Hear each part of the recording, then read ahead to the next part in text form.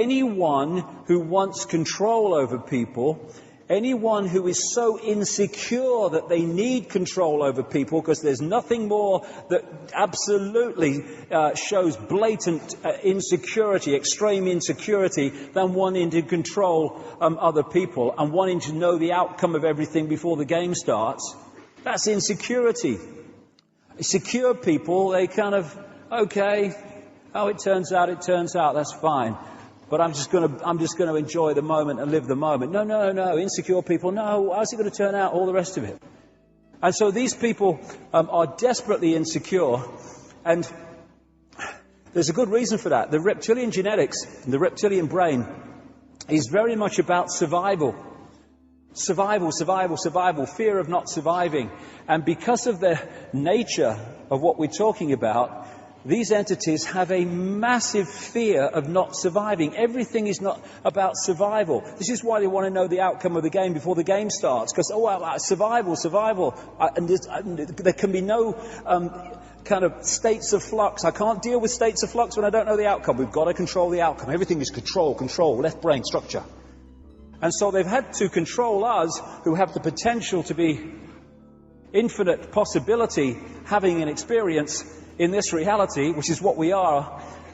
We have to be put in a smaller box than them.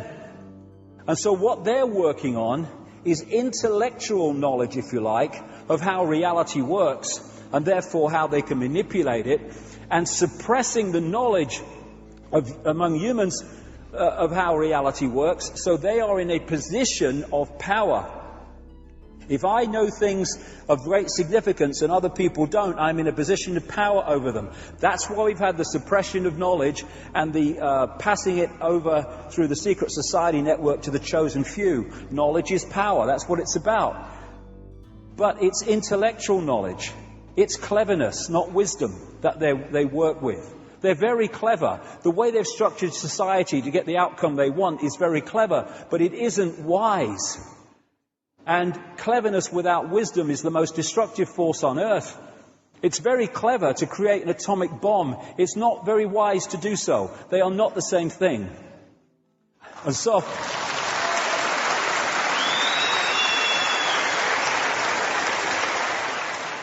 we're not dealing with an all-powerful force here.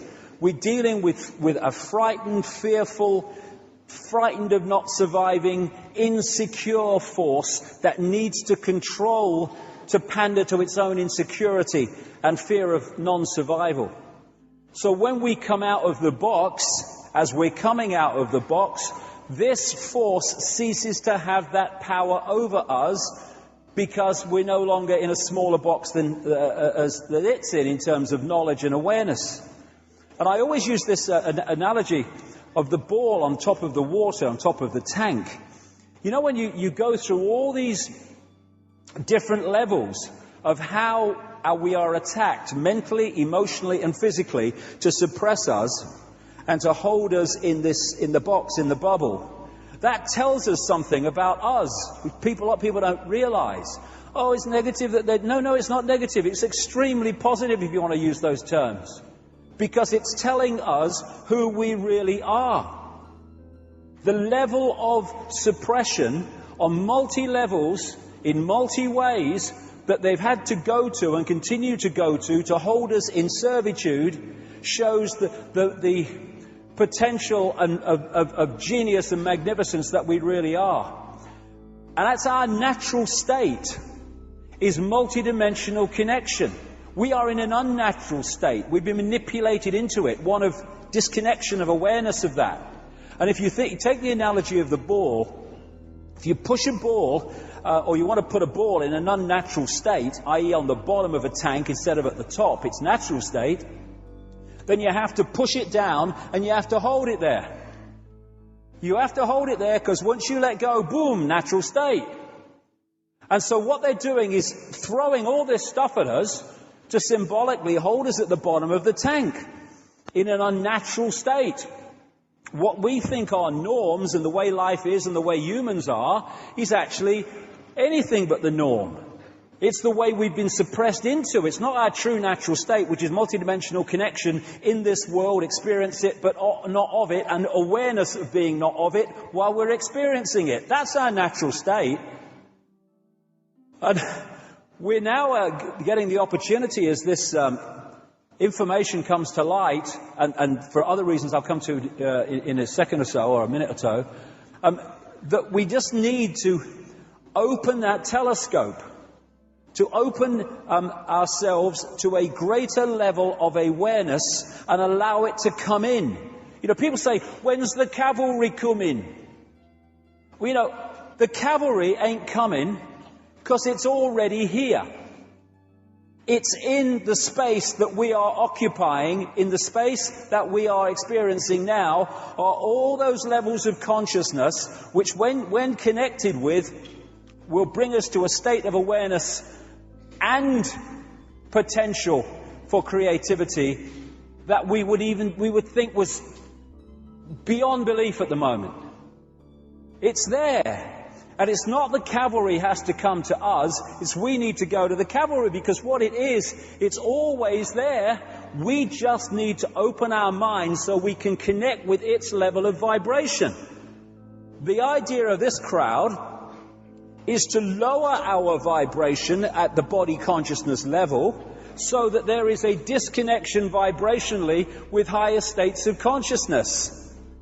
Because when you look at fear and its sub-parts like stress and guilt and all the rest of it, all this stuff they leave behind when they go into a near-body state, or a right brain state, left brain shut down like Jill Bolte Taylor.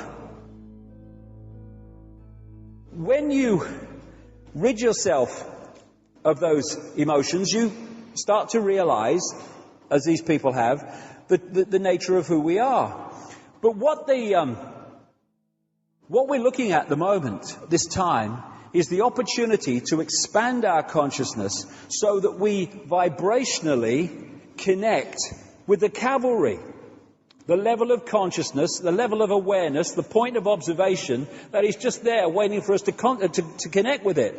So, when you are in a state of fear, and all these other sub-emotions that I talk about of fear, they are low vibrational emotions. What we talk about when we're in those states, God, I feel so heavy today. Oh, I feel so dense. Yes, because the energy field, your energy field, slows down vibrationally when we get in those states, and there is a disconnection from higher states of awareness.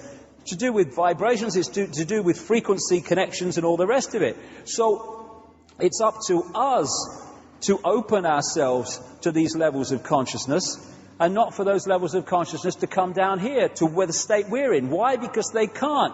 Because of the level of consciousness they're at, they're vibrating to a certain frequency, and if we're down here, never the twain shall meet.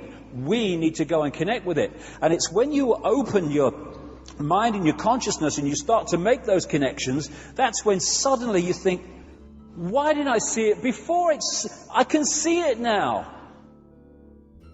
We're in control of this, not some bloody entities shape-shifting themselves around the sodding world. We're in control. That's the great secret they don't want us to know. Absolutely it is. So this is the level at which the change will take place. And when that takes place, our awareness changes, our level of consciousness changes. This changes because this is a projection of our level of consciousness. The projection, if we start looking out there, then we're in trouble. It's in here. It's when we do that we start getting out of the box.